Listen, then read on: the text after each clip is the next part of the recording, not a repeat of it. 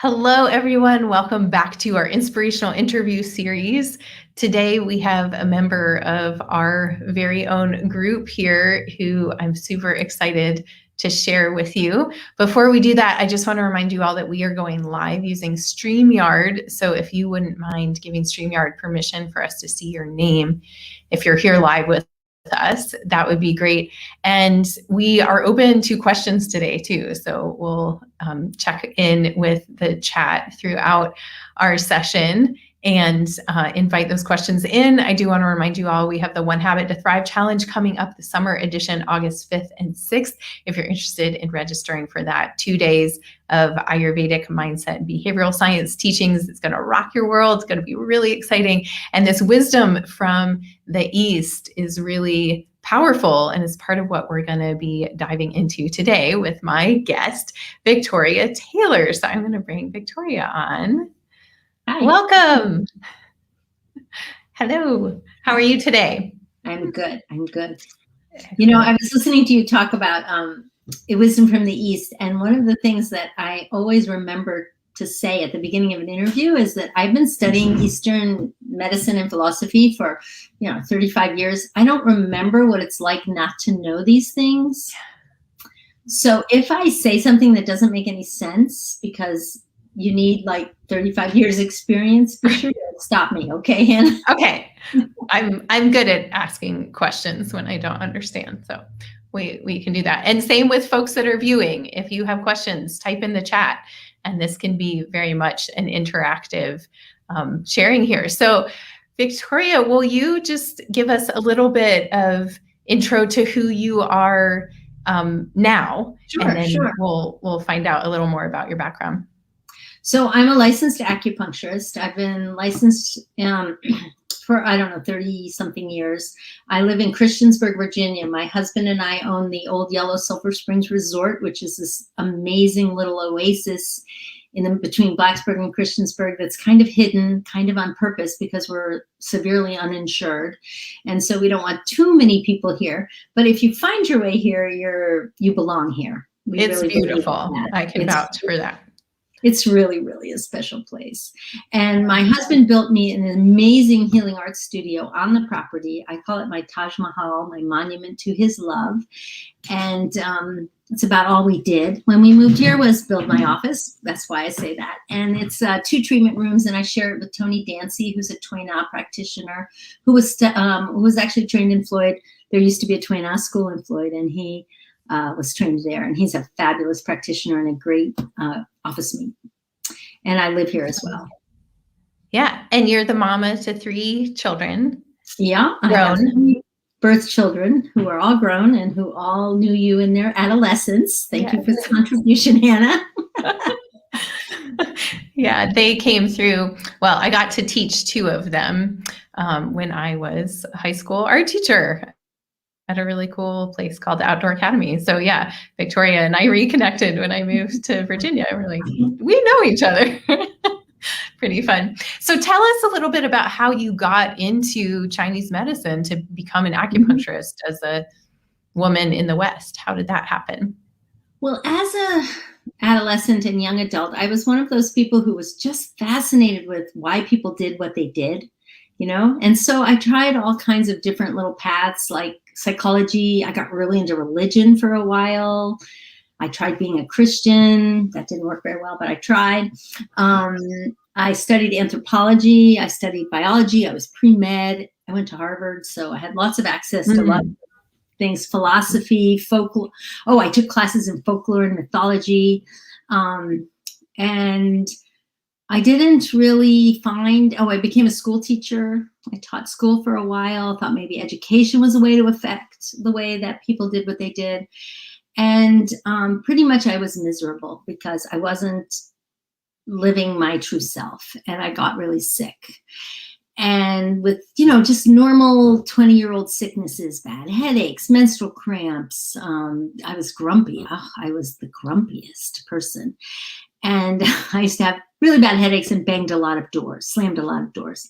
And one day I was supposed to have lunch with a girlfriend, and I was so sick. I was on my bathroom floor with digestive upset, menstrual upset, headache. And she said, going to have an acupuncture appointment this afternoon. You should take it. So I went to this acupuncturist. I knew him sort of socially. And he listened to me tell my story, which I have to tell you, just telling your story is incredibly healing. Yes. Most people in their early 20s don't have anyone to listen. They only tell what they think wants to be heard. They don't have the opportunity to tell your story.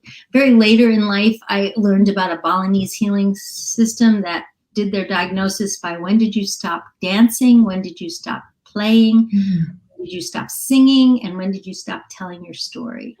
Wow. For Americans, we stopped telling our story around 5th grade because no one wants to hear it. So anyway, I told him my story, and that was very, very healing. And I talked the whole hour and a half, so I didn't have time for a treatment. So he gave me a book. He said, come back tomorrow. So I stayed up all night and I read that book. And it was called Acupuncture, The Law of the 5 Elements by Diane Connolly. And it answered all my questions. 5-element acupuncture is a paradigm for human health and behavior that answered every question I had since I was in middle school. Why people do the things they do? Because something happened that imbalanced their energy, and they developed a strategy that was out of balance because it worked once but stopped working.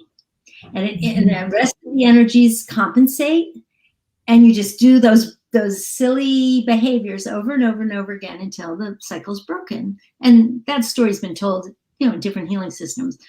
But 5-element acupuncture was just the bomb, because every single thing on the planet can be explained or correlated by its energetic references.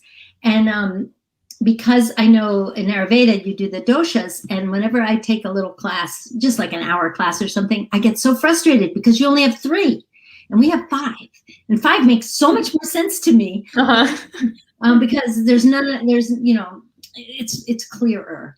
And so since then, since the 1984, that's how I've seen the world, is through the 5-element paradigm. And the thing that's so beautiful about 5 elements is it has a construction cycle and a destruction cycle. So it's like everything. So I really love it. Yeah. Awesome. So you came to it through your own healing, and then you were like, this is amazing.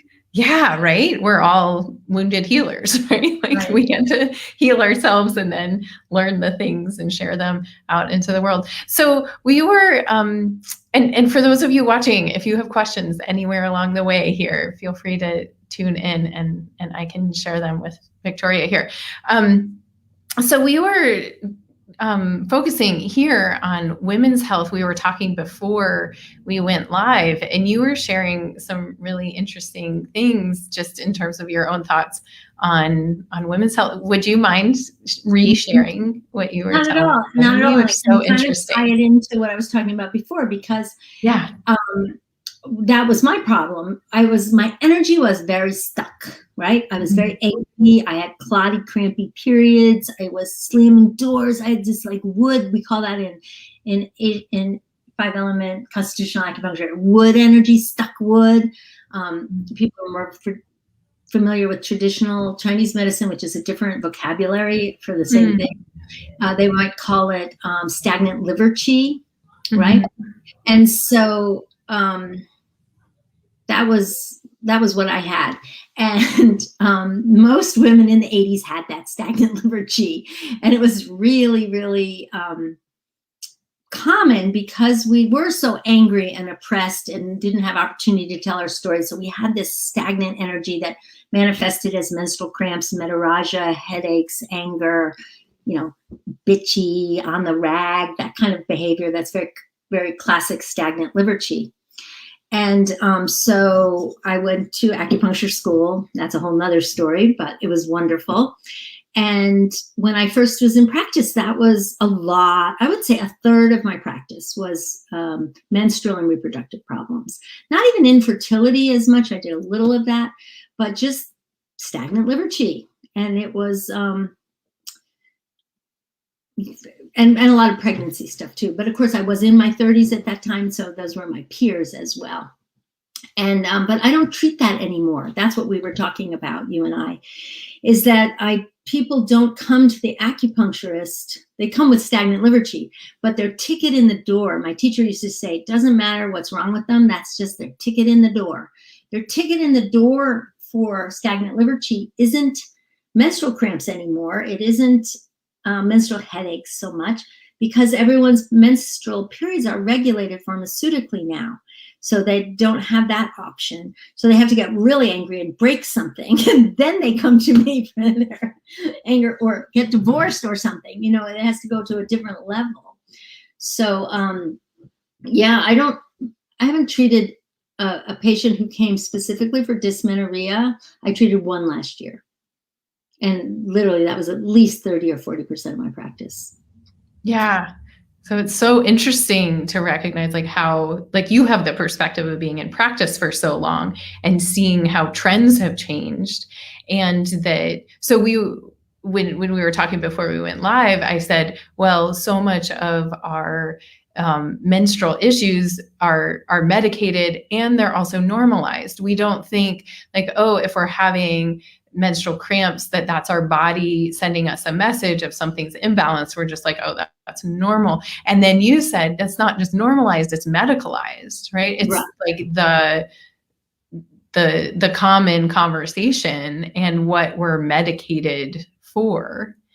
In you know, it's common to be on birth control pills and to be on pain medications and to have anti-inflammatories too. That's another thing that happened since I went to acupuncture school is Advil and Aleve, which are very, very effective. In fact, we only had one pharmaceutical in our home. This is a story on me. In our home growing up, my children's home growing up, and which was Advil. It was like the secret.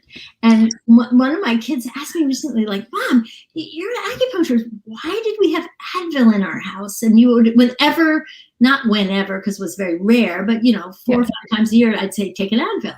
And I said, well, because in the 80s, when I had terrible menstrual cramps, Advil was invented. And it was the only thing that could manage my menstrual cramps safely and effectively. So let's add that to the list. So first of all, their hormones are suppressed. They're either on hormone regulating or hormone suppressing. A lot of people get these implants anymore and they don't even menstruate.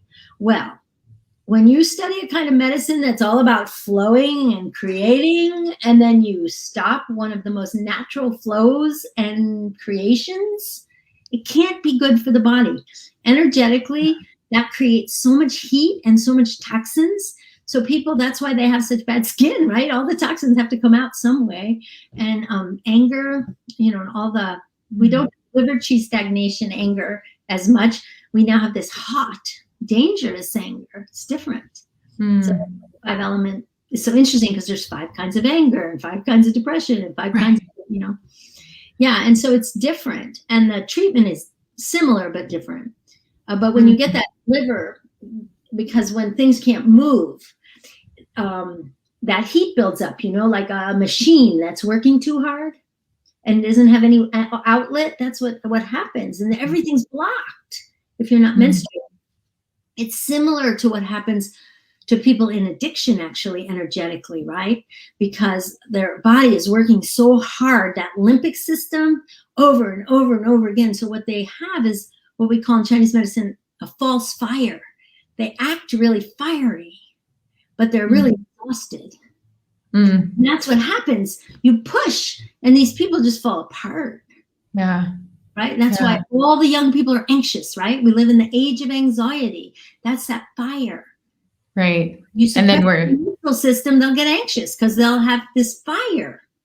Right. And we're not taking out the trash. I mean, the menstrual system or the menstrual cycle clears out toxins in the body. But they are coming to yoga class, right? But they are so coming that's to how yoga. They're dealing with their fights, what we were talking about earlier, right? So that's how they're dealing with this fire, is they're going to yoga class, which is great. I mean, it's very cooling, it's very watery, it's correct. But if they took out their implants, they might even get more out of the yoga class. Right. So somebody just wrote in and they said they would love to hear more about the 5 kinds of anger And then Oh, another comment says, empty fire, age of energy drinks. oh yeah. Empty fire, age of energy drinks. Yeah, I didn't even think about that. The energy drinks. So can you tell us more about the 5 kinds of anger? Well, it's so no, but I can try. So you have to understand the 5 elements first before you can understand, and that's, the whole, so the Wu Sing is the 5, and elements is a bad translation. Some people call it 5 transformations, which is a better translation. And so to demonstrate that, the easiest thing is to talk about the seasons of the year. So when you say what's the first season, so that's usually spring, right? And so spring is what we call wood energy or spring energy, and it's the energy of the sprout. Okay, so when you're a sprout, you're full of creativity, right? I'm a little sprout, and then you get stepped on, and then you try again, and then you get stepped on. And you try again, and then, God damn it, won't somebody let me grow? Right? So frustration is the fire. I mean, it's the wood energy. And anger and creativity are the emotions of wood. So whenever you're talking about anger and creativity, it's spring energy. Right? So that's what you were talking about with you slamming the doors when you were a teenager. That would. Yeah, that's wood energy, right? And nobody would get angry if there weren't problems to solve, right? Like, people get angry for reasons. I once took a class that was called From Complaint to Possibility, and we talked about identifying problems in your life, and rather than just emoting, creating solutions. And that is what you need to do in order to channel that anger. But you have to know the kind of anger. Anyway, after spring, since it's already 10 till, we have 10 more minutes. I told you, it goes fast. After spring comes summer, which is the energy of fire. It's rapid growth. It's all over the place. It's wide open. It's margaritas on the beach, that like, rah! Kind of energy. So that can be really destructive. If you're talking about anger, then it's really destructive anger, because fire is super duper destructive. But it's also really crucial and really useful and necessary, or else we'd all be sitting in the dark and the cold. And we'd be eating raw meat. So we need fire. Fire is a really, really useful energy, but it needs to be tempered. And it also needs a substrate. Fire can't exist on its own, right? You can't just have fire. You have to have wood to burn. So you have to have a problem to be solved, and then something to grow. So that's fire. And then after the fire burns down, you get the ashes. And the ashes turn into earth. So earth energy is late summer energy. And it's the energy of home and hearth. It's the energy of the ripe fruit. All right. So we have the little sprouts, and then we have the growing, and then we have the fruit, right? It's the energy of the fruit, and fecundity and accomplishment and home and hearth and mother and nourishing. And so neediness, needy anger, that kind of anger that comes from neediness, is earth out of balance, right? And then things start to dry up, and we turn into autumn. And autumn energy we call metal. And metal is the energy of discernment, right? It's when things contract and we get rid of what we don't need and what we keep. And so that's really, really valuable unless you get real judgy. So judgmentalness is metal out of balance. That's sort of like my older sister. So it's never good enough, right? That kind of energy. I mean, there's other energies, the energy of grieving, the energy of wisdom. I mean, there's a whole lot more going on about metal, but since you asked about anger, I'm kind of focusing there. And then the metal turns to water, because underneath the rocks comes the water. And in the metal is autumn. It's also leaves. right? Because you store. And then water is the energy of winter, of cold, of still, of the seed. So the seed is at once nothing and everything. And so water is that culmination. And in the time of life, it's your senior years, when you're dying. Like, I'm still metal, but you're still earth. But older than me, like 90s, that's water. And it is on the cusp. It's that liminal kind of energy between two worlds, water. And water is also incredibly destructive. It's incredibly profound, and it's incredibly necessary. So managing your water is really important. And the energy of water is groaning. Oh, everything is terrible. Oh, I just can't move on. That's kind of water energy. So out of balance, of course. So that kind of groaning, yankus in your fingers. Yeah. Yeah. Wonderful. Of the Wu Sing. Yeah. I think you have some acting in your background too. No, it's just how I keep my clients and students interested. Oh. No, that's wonderful. Sparkle. No, it's great. Yeah, so that's a wonderful just little snapshot. With a little bit of our remaining time, I'd love to tune into a little bit more of that, like metal into water transition. A lot of so I work with a lot of women pre, during, and post menopause. It's interesting because I haven't yet gone through that transition in my own life. And what I see is that there's just not a whole lot of like cultural discussion about, there is more and more, but it's been kind of like this thing that nobody talks about. And right. And so when things happen to you as a postmenopausal woman, you're like totally sideswiped. Yeah. But if one has the good fortune to study the metal energy, you wouldn't be sideswiped at all. It's like the clearing of the deck. And so in the summer and late summer, the tree is resplendent. It's full, right? And our lives are like that. And there's all kinds of stuff going on, and you do it. Right. And then one of the things that catches menopausal women so by surprise is like they start to express authentic anger that they never had because they've just been, there's so much. What's my anger? What's, we'll just do that, and you're keeping up with the kids, and you're keeping up with your job, and you're keeping up with your husband. And then the leaves start to fall. And what's left is like the bare bones of who the heck am I and why am I here anyway? And nobody talks about that. And it's frightening. Like that empty nest thing. I have a lot of patients right now who have kids going off to college for the first time. And it's real. And I thought before I hit that, oh, that's just a myth. I'm so balanced. I do my daily meditation. I'll be fine. Forget about it. It takes years. It takes years, sometimes a year or two to get over when your last kid leaves. Because suddenly you don't have to make, even if they've gone on vacation and camp and boarding school, you still have to pay the bills and write them letters and do care packages. And you don't have to make anybody breakfast in the morning. And it is shocking because all that's left is that bare bone of who am I and what do I want to do? And, oh, that's what that feels like.